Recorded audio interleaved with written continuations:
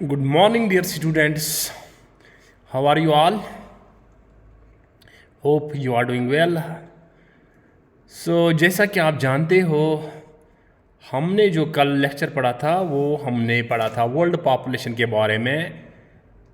उसमें मेन चीज़ हमने क्या कवर किया, इसमें हमने पढ़ा था वर्ल्ड पॉपुलेशन डिस्ट्रीब्यूशन हमने पढ़ा, पॉपुलेशन डेंसिटी हमने पढ़ा, पॉपुलेशन ग्रोथ हमने पढ़ा, डिटर्मिनेंट्स ऑफ पॉपुलेशन चेंज हमने पढ़ा। तो ये सारा जो कॉन्सेप्ट हैं जो हमने कल पढ़ा है। अब आज का जो इम्पॉर्टेंट क्वेश्चन जो होगा that is demographic transition theory. Demographic transition theory कौन सी थ्योरी है, इसमें क्या है क्या नहीं है वो हम इसमें डिस्कस करेंगे। तो ये जो डेमोग्राफिक ट्रांजिशन थ्योरी जो है आपके प्री बोर्ड में भी ये आया था, प्री बोर्ड सेकंड में रिसेंटली जो हुआ था एग्जाम, उसमें ये क्वेश्चन पूछा गया था, 3 मार्क्स का ये question. Now, without wasting too much time, I am going to start today's topic, that is demographic transition theory. ये वो theory है that can be used to describe and predict the future population of any area. इस theory को हम use कर सकते हैं for predicting the future population. हम predict कर सकते हैं कि future population एक area की क्या होगी, तो ये हम इस थ्योरी के जरिए प्रेडिक्ट कर सकते हैं। So this theory can be used to predict and describe the future population of any area. ये थ्योरी हमें बताती है the population of any region changes from high birth and high deaths to low birth and low deaths as society progresses from rural, agrarian and illiterate to urban, industrial and literate society. ये theory हमें बताती है कि किसी भी reason की जो population जो होती है वो चेंज होती है from high birth and high death rate से। पहले क्या होता था, पहले हाई बर्थ रेट होती थी, साथ साथ में हाई डेथ रेट होती थी। अब आजकल ट्रेंड चेंज हो रही है, आजकल जो है लो बर्थ रेट और लो डेथ रेट होती है। अब हाई बर्थ रेट कब थी और हाई डेथ रेट कब थी, जब लोग रूरल एरियाज में रहते थे, लोगों की मेन ऑक्यूपेशन जो थी एग्रीकल्चर था और मोस्टली पीपल जो थे वो इलिटरेट थे। एज द सोसाइटी प्रोग्रेसेस, जब सोसाइटी प्रोग्रेस कर गई तो लोग जो हैं अर्बन एरिया में रहने लगे, लोग जो हैं एग्रीकल्चर सेक्टर से इंडस्ट्रियल सेक्टर की तरफ आने लगे और लोग जो हैं वो लिटरेट बनने लगे। यानी कि यही थ्योरी हमें बताती है कि एक रीजन की जो पॉपुलेशन है वो चेंज होती है from high birth rate and high death rate से low birth rate and low death rate. कब? जब सोसाइटी जो है प्रोग्रेस करती है from rural area to urban area and from agriculture to industrial sector, then from illiterate society to literate society. लेकिन ये change at A time नहीं आती हैं, इस चेंज जो है ये स्टेजेस में आती हैं, ये कंप्लीट साइकिल की तरह से, ऐसे साइकिल जो है साइकिल की तरह काम करती हैं ये चेंजेस। इन चेंजेस को टाइम लगता है। दी चेंजेस आकर इन स्टेजेस, ये स्टेजेस में आती हैं। यानी कि चेंज कौन सी, high birth and high death rate to low birth rate and low death rate. The changes occur in stages और which are collectively called demographic cycle. यानी कि उन स्टेजेस को हम कह सकते हैं डेमोग्राफिक साइकिल। देखो फॉर एग्जाम्पल मैं आपको बताऊंगा, एक सोसाइटी पहले होती है, इलिटरेट सोसाइटी होती है, उनकी मेन ऑक्यूपेशन होती है रूरल उनकी मेन ऑक्यूपेशन जो होती है एग्रीकल्चर होती है एंड यूजुअली वो बिलोंग करती हैं रूरल एरिया से। लेकिन धीरे धीरे क्या करती हैं, सोसाइटी प्रोग्रेस करती हैं, डेवलपमेंट होता है और धीरे धीरे प्रोग्रेस होता है, स्टेजेस में प्रोग्रेस होती हैं, फिर सोसाइटी जो होती है वो चेंज होती हैं अर्बन एरिया में, लिटरेट सोसाइटी में as well as industrial sector में। तो इस चीज़ को हम कहते हैं demographic cycle. That is why demographic transition theory is also called as the demographical cycle theory. Okay, Now, what are the main stages involved in demographic transition theory? This theory is comprising of 3 stages. इसमें 3 stages आती हैं. पहले stage में क्या था? पहले stage में क्या थी कि high birth rate and high death rate थी. तो डेमोग्राफिक ट्रांजिशन थ्योरी हमें ये बताती है कि जो पहला स्टेज था, the first stage has high birth and high death rates. क्यों हाई बर्थ रेट थी और क्यों हाई डेथ रेट थी? Because people reproduce more to compensate for the deaths due to epidemics था, ड्यू टू कुछ बहुत सारे ऐसी बीमारियां थी. और लोगों के पास जो था, लोग जो थे, they face the problem of hunger and starvation. उनके पास फूड नहीं पहुंचता था. There was not much infrastructure, road systems was lacking, communication was not up to the mark and people face these problems. So पहले stage में क्या था कि बर्थ रेट भी हाई थी, साथ साथ में डेथ रेट भी हाई थी. People were not able to cure their diseases properly because health system was lacking. Infrastructure, roads की बात करेंगे, इंडस्ट्रियल सेक्टर की बात करेंगे, ये कुछ भी नहीं था. तो दैट इज़ वाई कि पॉपुलेशन ग्रोथ पहले स्टेज में जो था वो स्लो था.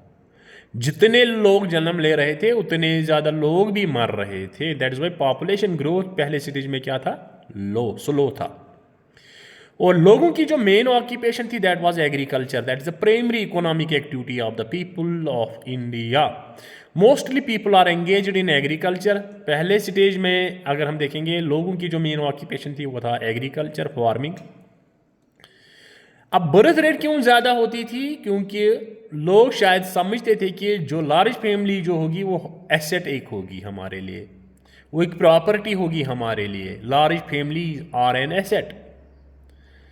And life expectancy was also low. लोग जो अपनी ज़िंदगी बसर करते थे, अपनी ज़िंदगी जो गुजारते थे, वो मतलब उनकी लाइफ एक्सपेक्टेंसी जो थी वो बहुत ही शॉर्ट थी. What is life expectancy? It is the average number of years that a new born baby is expected to live. That is called a life expectancy. तो लाइफ एक्सपेक्टेंसी बहुत कम थी क्योंकि there was not much improvement in medical sciences की बात करेंगे हम, health की बात करेंगे हम. तो इसीलिए लोग जो मतलब थे, मतलब उनकी जल्दी ही डेथ हो जाती थी. लाइफ एक्सपेक्टेंसी बहुत कम थी. People are mostly illiterate. लोग अनपढ़ थे क्योंकि there was not much educational system. तो लोग अनपढ़ थे. People have low level of technology. लोगों के पास टेक्नोलॉजी नहीं थी, बिल्कुल बहुत कम टेक्नोलॉजी लोगों के पास हुआ करती थी. और 200 साल 200 ईयर्स एगो सारे जितने भी कंट्रीज थे, all the countries of the world wire in this stage. World में जितने भी कंट्रीज हैं वो इस स्टेज से ऑलरेडी गुजर गए हैं. वो कंट्रीज याद रखना. This is the first stage of demographic transition theory.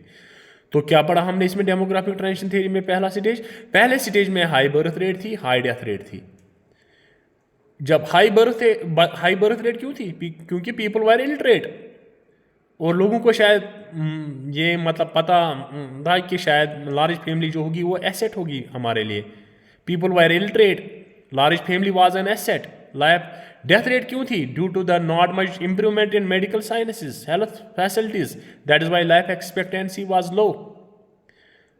और टेक्नोलॉजी जो थी हम बिल्कुल लो थी.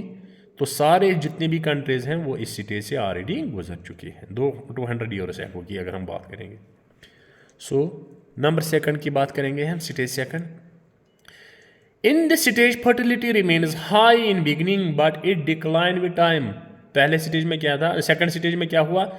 फर्टिलिटी यानी कि birth rate. Fertility is also called birth rate भी हम इसको कह सकते हैं. तो इनिशियली क्या हुआ? तो फर्टिलिटी रिमेन्स हाई. जो पहले स्टेज में हमने देखा बर्थ रेट वाज हाई, इसमें भी इनिशियली क्या हुआ कि फर्टिलिटी रिमेन्स हाई. लेकिन धीरे धीरे इसमें क्या आया? डिक्लाइन आया. विद पैसेज ऑफ टाइम धीरे धीरे बर्थ रेट जो है थोड़ी कम होने लगी. मोटिलिटी रेट रिड्यूस हो गई. इसमें what do you mean by motility rate? Motility rate means death rate. Death rate इसमें क्या हो गई? थोड़ी कम हो गई. अब कम क्यों हो गई? लोगों ने सफाई का ख्याल रखा. इम्प्रूवमेंट्स इन सैनिटेशन, थोड़ी सफाई का ख्याल रखा गया. एंड हेल्थ कंडीशंस थोड़ी बेहतर होने लगी as compare to previous stage की बात करेंगे हम. Which leads to decline in mortality, इसकी वजह से डेथ रेट थोड़ी जो है वो कम होने लगी। And the net addition of population is high, याद रखो, very important question, in which stage the net addition of population is high, that is the second stage. Second stage में नेट पॉपुलेशन जो था वो हाई था, याद रखो, this is the second stage. Third stage की बात करेंगे हम।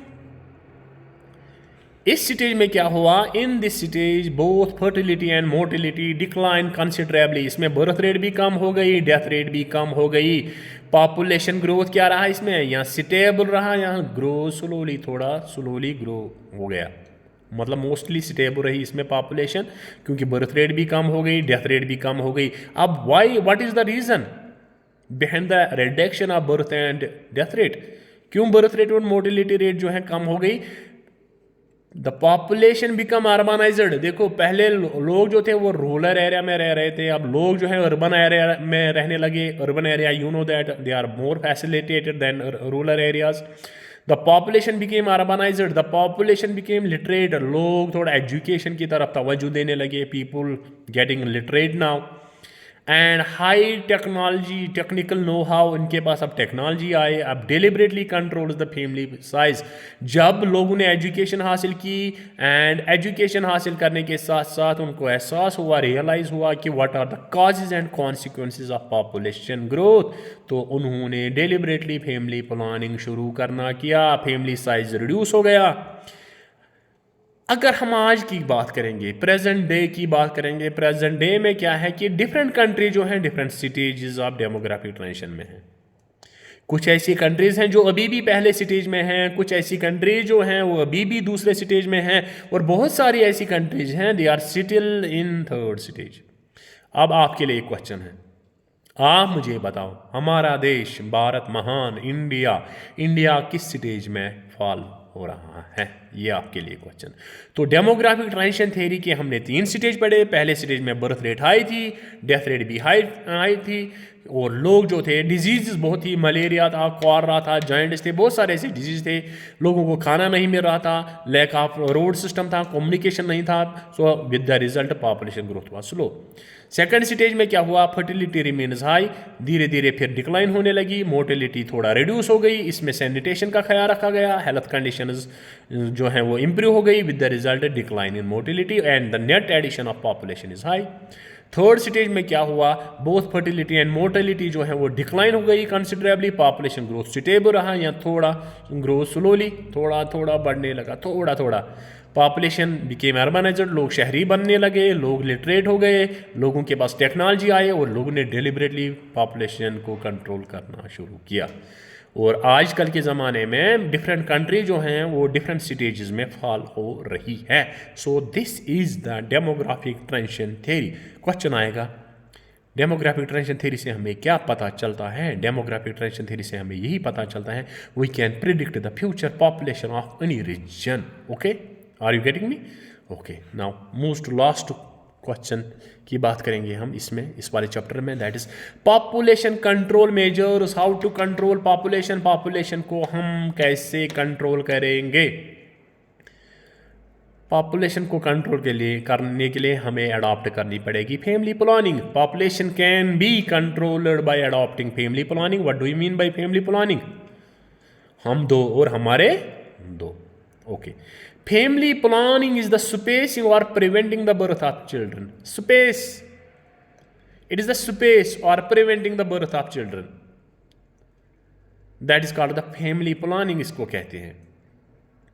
फैमिली प्लानिंग ज़रूरी है इन लिमिटिंग पॉपुलेशन ग्रोथ को कम करने के लिए, हमें फैमिली प्लानिंग करनी चाहिए। अब फैमिली प्लानिंग से खाली पॉपुलेशन कंट्रोल नहीं होगी, पॉपुलेशन कंट्रोल तो होगी, लेकिन साथ साथ में जितने भी हमारी माँ होगी, हमारी बहन होगी, उनका जो हेल्थ जो होगा वो डेटोरेट नहीं हो जाएगा। And improving women is health, women का हेल्थ जो होगा वो इम्प्रूव होगा। ओके, अब कैसे करेंगे?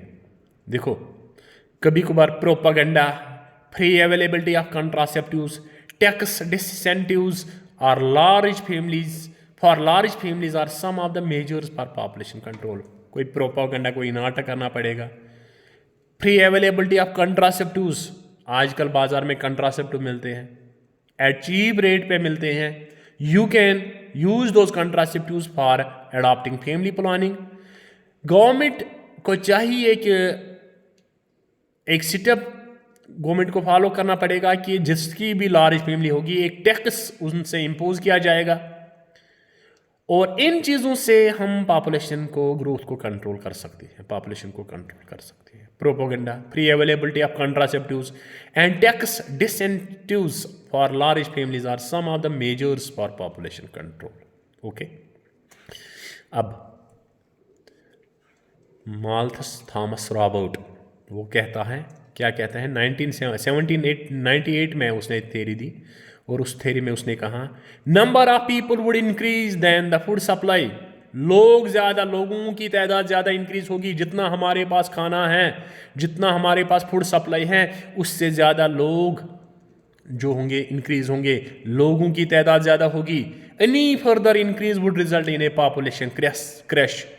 अगर ज़्यादा एनी फर्दर इंक्रीज, अगर ज़्यादा पॉपुलेशन इंक्रीज होगी तो पॉपुलेशन एक्सप्लोजन होगा, caused by famine, disease and वार। फिर फेमाइन होगा, डिजीज़ होंगे सेपरेट, एंड वार, कॉन्फ्लिक्ट्स होंगे, लड़ाई होंगी अगर ज़्यादा पॉपुलेशन का मतलब ग्रोथ होगा, पॉपुलेशन एक्सप्लोजन अगर होगा।